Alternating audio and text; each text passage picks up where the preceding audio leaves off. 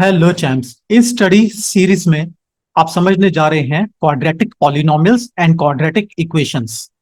Champs, ये study series आपके लिए बहुत इंपॉर्टेंट होने जा रही है, तो आप इसका कोई भी ट्यूटोरियल सेशन मिस मत कीजिए।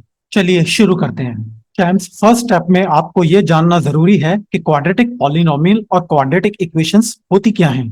तो इसका मैं आपको एक ब्रीफ इंट्रोडक्शन देने जा रहा हूं जो आपके लिए बहुत ही जरूरी है। चैम्प्स, फर्स्ट स्टेप में आपको यह जानना जरूरी है कि क्वाड्रेटिक पॉलिनोमियल का एक्सप्रेशन कैसे लिखा जाता है। तो चैम्प्स, इसको लिखा जाता है A x square plus B x plus C. और चैम्प्स, आपको यह पता होना चाहिए कि क्वाड्रेटिक इक्वेशन का एक्सप्रेशन कैसे लिखा जाता है।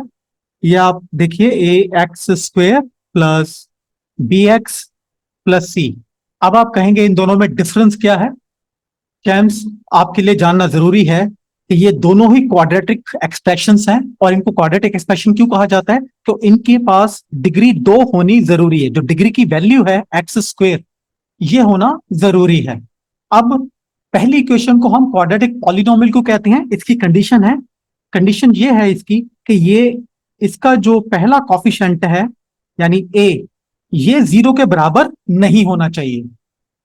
और क्वाड्रेटिक इक्वेशन में जो पहली कंडीशन है वो ये है कि ये इक्वेशन इक्वल टू 0 होनी चाहिए, यानी ये सारी इक्वेशन का जो सोल्यूशन है वो 0 होना जरूरी है।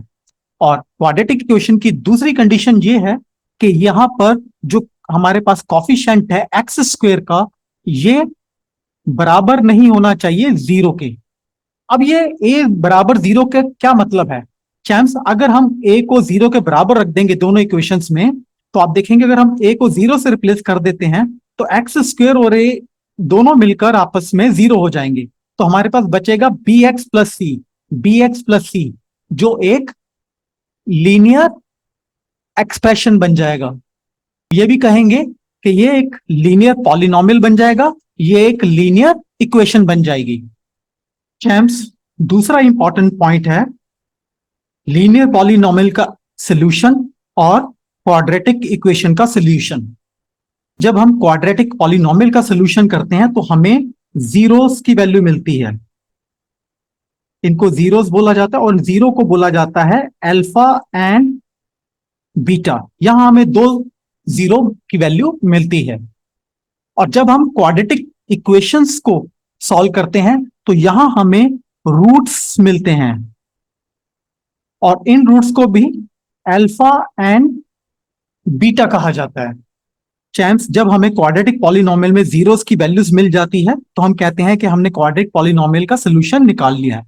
इसी तरह से जब हमें क्वाड्रेटिक इक्वेशन में रूट्स की वैल्यू मिल जाती है यानी अल्फा और बीटा की वैल्यू मिल जाती है, तो हम कहते हैं कि क्वाड्रेटिक इक्वेशंस का सोल्यूशन मिल गया है।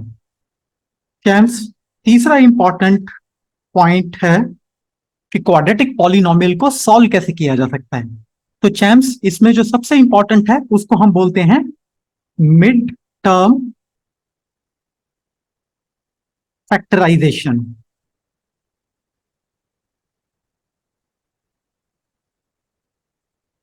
और चैम्प्स, आप इसको मिड टर्म स्प्लिट भी बोलते हैं। इस मेथड से हम क्वाड्रेटिक पॉलिनोमियल का सॉल्यूशन निकालते हैं और सॉल्यूशन हमारे पास अल्फा और बीटास होते हैं। इस क्वाड्रेटिक इक्वेशंस का थर्ड पॉइंट आपको जानना बहुत जरूरी है। चैम्प्स, क्वाड्रेटिक पॉलिनोमियल में जो quadratic expression middle term factorisation से सॉल्व नहीं हो सकते, उन एक्सप्रेशंस को हम क्वाड्रेटिक इक्वेशंस में दूसरे मेथड से सॉल्व कर सकते हैं। यहां मैं आपको एग्जांपल देता हूं। हमारे पास मान लीजिए मैं आपको एक क्वाड्रेटिक इक्वेशन देता हूं, x square plus 4x plus 2। अब इस क्वाड्रेटिक एक्सप्रेशन का मिडिल टर्म फैक्टराइज नहीं किया जा सकता। तो इस तरह के क्वाड्रेटिक एक्सप्रेशन को हम कैसे सॉल्व करेंगे। ये क्वाड्रेटिक एक्सप्रेशंस सिर्फ सॉल्व हो सकते हैं क्वाड्रेटिक इक्वेशंस मेथड से। इस एक्सप्रेशन को हम क्वाड्रेटिक फॉर्मूला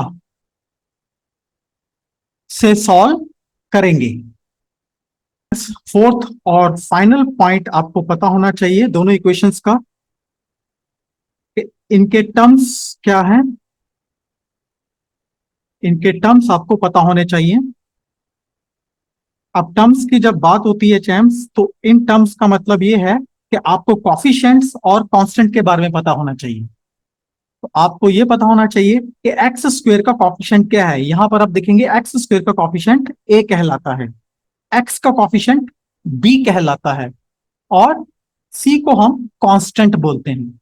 इसी तरह से हम क्वाड्रेटिक इक्वेशंस में हम बोलते हैं एक्स स्क्वायर का कॉफिशिएंट है ए, एक्स का कॉफिशिएंट है बी, और सी जो है वो कांस्टेंट कहलाता है। फ्रेंड्स, मैं आशा करता हूं कि आपको क्वाड्रेटिक पॉलिनोमियल और क्वाड्रेटिक इक्वेशंस का बेसिक डिफरेंस पता लग गया होगा। मैं शुरू करने जा रहा हूं क्वाड्रेटिक पॉलिनोमियल। तो नेक्स्ट सेशन आपके लिए बहुत इंपॉर्टेंट होने वाला है, तो मेरे साथ बने रहिए। Till then bye and take care.